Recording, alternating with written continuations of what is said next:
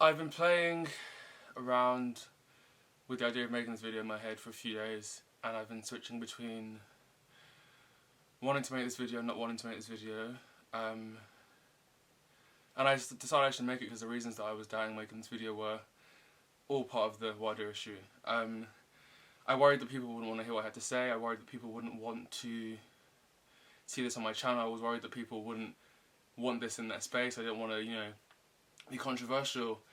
And today it culminated and it just made me laugh because all of those reasons are results of worrying about not being seen as the angry black guy or speaking on race all the time, because I did that before and it didn't go down well and people didn't like it. And I realised that for change to happen and for people to start taking this conversation seriously, we as black people need to be honest, open and as raw as possible, telling the ugly stories of whether people want to hear it or not, and pushing the discussion and discourse into spaces where they need to be heard. So today I'm making this video, and if you don't like it, please unfollow me, please unsubscribe, and please don't ever come near me again. Obviously, given the events in America with George Floyd, Ahmaud Arbery, Breonna Taylor, and obviously the Amy Cooper incident in New York Central Park, there's been a lot of racial conversation in the news, and for me, I think this signifies a point of black people having had enough, of the black community being hurt and being tired, which we are. Carrying the weight of being of colour, of being black in today's society, it's a heavy burden. It's not just something that we grace in and out of. Carrying this skin and wearing this skin, it's hard, and it changes the experiences you have in life. And I'm sure some of you who are watching this video who aren't of colour, who aren't black, can't understand that, but racism isn't just a new thing. This hasn't just started, and I think the culmination of all of these deaths and these injustices has led to rioting and led to people protesting and a wide conversation being had in industries and different career fields and different spaces, because black people have had enough. George Floyd's death wasn't the first and it won't be the last merciless killing of a black person. Scroll through the TL, we're still seeing people now being arrested and being, disgustingly treated at protests by police. Peaceful protests that are turning violent, we're seeing that happen. Black skin is targeted, it's oppressed, and that's the truth. And so this movement is happening, and I'm glad that it's having the conversation that it needs to be had and people are taking it seriously, but this isn't the first time and this won't be the last. And I want to hammer that home so clearly, because I don't want people to think this is just a trend that they can jump in and out of and then back away, because that is not going to resolve anything. We need this conversation to continue. We need people to take this seriously and keep driving the conversation out into wider places so that people can hear and understand what black people go through on a daily basis. There are a range of emotions that I've gone through having followed this.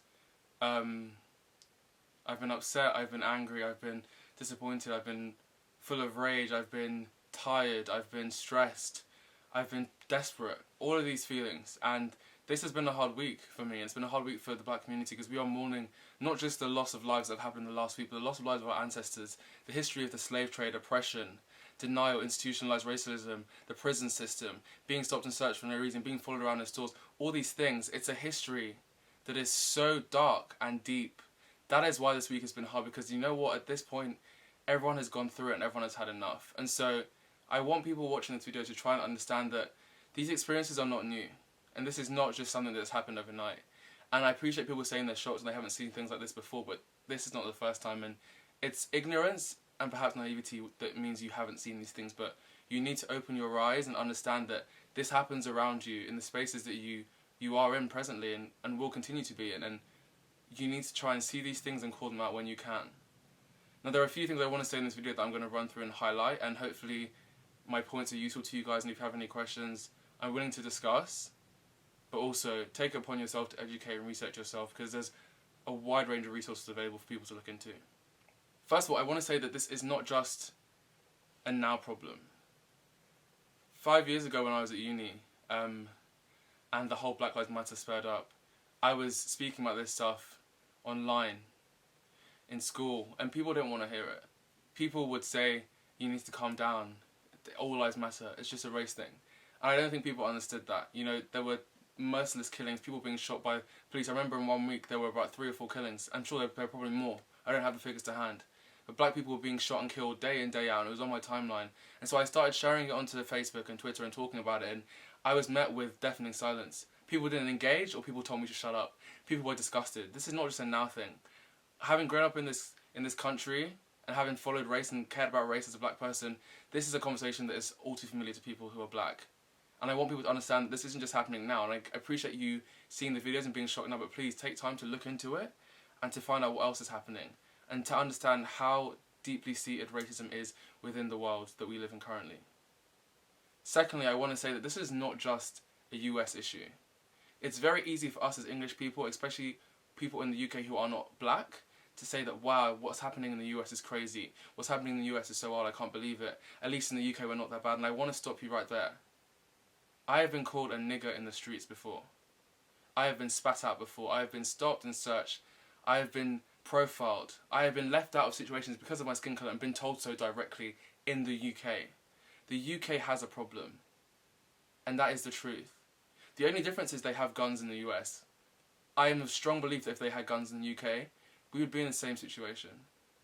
So please don't try and see this as just a US problem. There's racism overtly in the UK, and I want us to steer away from the language of just it being covert. Yes, there are covert things that happen in the UK. Microaggressions in the office, comments and passing comments and being followed, but also people are overt. People are being attacked racially. People are being attacked by groups of white gangs. People are being stopped. People are being spat at. People are being called the N-word to their face. People are being attacked. People are having notes put through their letterboxes telling them to leave because of where they come from. People are being told to go back to their country. It's not always subtle in the UK. And while we like to think that, oh, it's just subtle comments here and there, there is more to that. There is overt racism, direct. And all my black friends can give you stories where they've had situations where the colour of their skin has led to physical altercations, disgusting interactions, abuse, assault, in and out of the office. And I want people to know that. The UK has as much work to do. What's happening in the US is just terrible, and it's so heartbreaking to see, and those deaths should not have happened. And I mourn for those people as well, but I want the UK to not try and take the back seat here. Lots needs to be done here, and we need politicians and people and families and social media influencers and anyone to speak up and recognise the injustice that happens in the UK as well. I want to talk about social media and the way it's being used in this movement. I'm so glad that people are using it and taking it seriously, and people are sharing things onto their stories and sharing things onto Twitter and Instagram and retweeting and reposting stuff. And that's great. And I think if you're someone in this situation who is questioning why there's a need to share, then you need to look at yourself deeply in the mirror and understand, why does sharing about a cause that is right cause some kind of issue with you internally? If you can't share a simple post to your story because of how it might look or what people think, or you don't want to share your comment or your voice is not too loud, ask yourself why you find it easier to share a picture of a cute dog or a cute cat or someone tripping over happily. Why you find it easier to bring those memes to your group chats and converse for hours about those things, but why when it comes to speaking about something that's important and is clearly wrong, you can't do that. And ask yourself why social image means so much to you. Because people are dying. This is a matter of life and death. People are living with burdens of PTSD from racial abuse. People have mental health issues from racial abuse. People are losing their lives because of racial abuse. This is not just a trend. And if you can't engage and don't wish to engage in these topics because you feel like it's beneath you, then you need to ask yourself some serious questions. But I also want to caveat and say that social media is not the be-all and end-all. Yes, silence is deafening, but we don't just mean on social media. If you haven't spoken up, whether online or offline, to your black friends and asked them how they are, why is that? Why can't you support your friends and be there for your friends? Because in this time, people are emotionally vulnerable and they need support and they want to know their friends care. And if you don't care, at this point, if you haven't asked, then it shows a lot about your character. Being responsive and reactive to being told by someone on their story that if you haven't called out there's an issue and then reaching out to them, it muddies it. But I want people to learn that going forward, it's important to be there and show solidarity for those people that you care about. Because it's not just enough to like and retweet. It's about what you're doing behind the scenes. And it's all well and good to share and like, but actionable movement is what is needed. Donations, signing petitions, protesting if you can, sharing stuff to your family, because social media is not the end of it.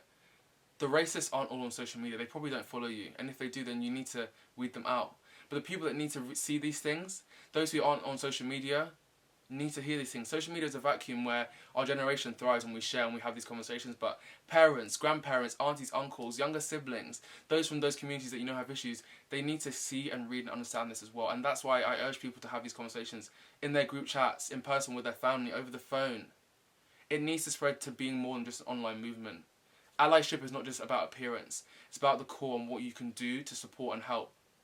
And people need to do more. And people need to talk about it more. So please, use social media as you can, and I get that it's important, but also please do more behind the scenes. Donate, help, protest, sign the petition, speak to your black friends and colleagues and ask them how they are. Show support, and if the conversation is uncomfortable, I understand that it's hard, but that isn't an excuse. When people go on holiday, you ask them how their holiday was. When people are sick, you ask them if they're feeling better. When people die, you ask them, how was the funeral? What are you going through? How are you feeling? When you can see someone's visibly upset, as a human being, you engage them and ask them if they're doing okay. This is the same situation. You need to empathise with those people who are struggling with this situation and looking at black lives constantly on their timeline, being killed, being beaten up, being oppressed. People are sharing stories. It's triggering. So you need to support the cause and be there for your people and for your friends. And for me, again, I've had my own experiences with racism that I still deal with to this day. Sometimes I question myself when I walk in the streets and I'm being looked at differently by people, when people pull away from me on the tube or move their handbag away, or security's double take at me, or people ask me for receipts. All those things that build up in your head over time, they have an effect. And those are just the light things that happen I go through every other day. Then there were my own personal experiences, and if you want to look into it, Google my name. I was on the news for a scandal at school and nothing happened. Unis were contacted, it was a news story and nothing happened. So it's great that we have this movement now where people are reacting, but I want to see things actually change. And I hope it does, because I'm tired of seeing people get called out and nothing happen. There were people at my school that were actively racist non-stop, and people stood around them and didn't say anything. And no one stood up and no one cared to say anything for the black people that were suffering at their hands. Even after we left school, they still would target us online. And to this day, those people have not had any repercussions, despite everyone in that community knowing. And it being on the news and the unis and schools being contacted, black lives did not seem to matter then, and they do matter truly, but I want them to matter in action. I want there to be tangible results. And I want people to understand that. It's one thing to say that Black Lives Matter and that you can put the hashtag on your picture, but if you're not challenging the friends that you know it's problematic or have issues, then you're just complicit. There's more to be done than just speaking, but action is important. And so I want people to understand that as someone who's experienced a vast amount of racism throughout my life at different times, even in my adult life, even a few months ago, it is hard. And to all my fellow black people watching this video, please take the time you need for yourself. If it's logging off from work early, or taking days off, or staying off social media to reflect and taking the time to take care of yourself, do it. Because this is a tough time for everyone, and it's been tough for me. If you're upset, call your friends, reach out to your friends, those that are close to you can understand. Call your family, speak about what you're going through, and really support each other, because we have to be there for each other. And if you need to reach out to me and speak to me, please contact me. I'm happy to speak and be there for you, because we all need to support each other as well. So please take the time, do what you can, be an activist, post and share, but also don't put too much pressure on yourself to explain to people. It's not our duty to educate everyone about what's happening. It's about those who are willing and ready to share their stories. Of course, bring those forward and be honest with those stories. Tell people how you really felt and how it's affected you, and don't dial it down.